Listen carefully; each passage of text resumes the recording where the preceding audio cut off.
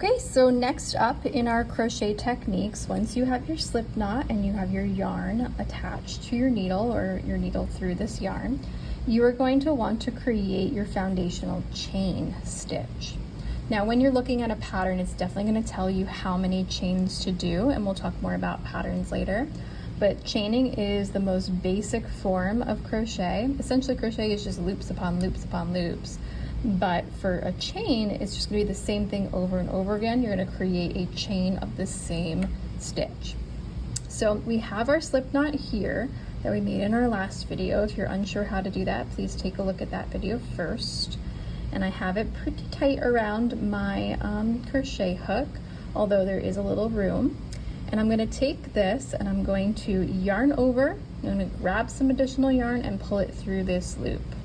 Yarn over means to take that yarn and bring it right over top. If you take a look how I'm holding this is for right-handed people. I'm pinching on this flatter part, and I sort of hold my tail down a little bit, and I have my yarn in my other hand. I'm gonna yarn over the top of my needle here, or my hook, I keep calling it needle. And I'm going to, providing tension, I'm gonna grab that and pull that under and through that first initial loop. And that was my first chain. So that is a chain stitch. To create a foundational chain, I'm gonna do that again and again and again and again. So I'm gonna come over here, yarn over, and I'm providing some tension. I don't want it to be too loose, I don't want it to be too tight. I wanna be consistent, and I'm gonna grab, and I'm gonna pull that through like that. And I'm gonna do that again. I'm gonna switch my hands a lot because I wanna make sure I provide that consistent tension. So I'm grabbing over, grabbing that and pulling it through that initial loop. So here you can see I can start to pick up some speed because it is the same thing. Oops. Over and over and over. And that you can see is a chain. So this would be a really nice consistent chain where I have all of these different stitches, and you can see each stitch is 1, 2, 3, 4, 5, 6, 7, 8 stitches that I've done and my current loop.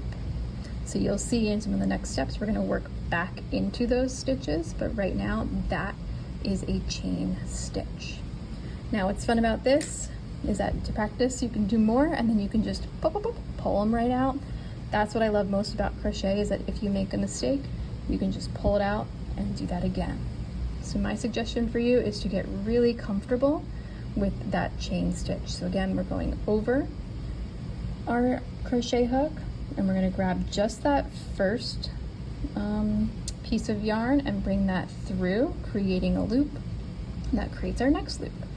So yarn over, grab, pull through, yarn over, grab just the first one, pull through, yarn over, grab, pull through, and just keep going and going and going so that you get comfortable.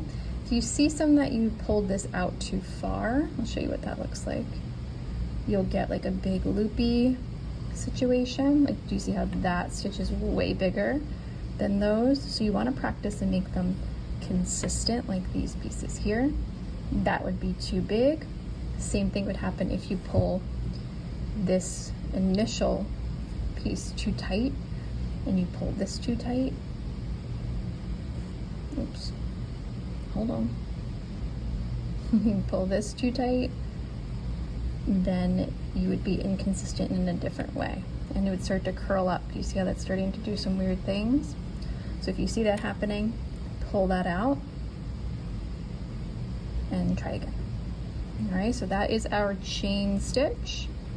Our slip knot first from the last video, yarn over, through, yarn over, and I like to do this little twist of my wrist, yarn over, pull through, yarn over, pull through, yarn over, pull through, and this is the magical, beautiful foundational chain.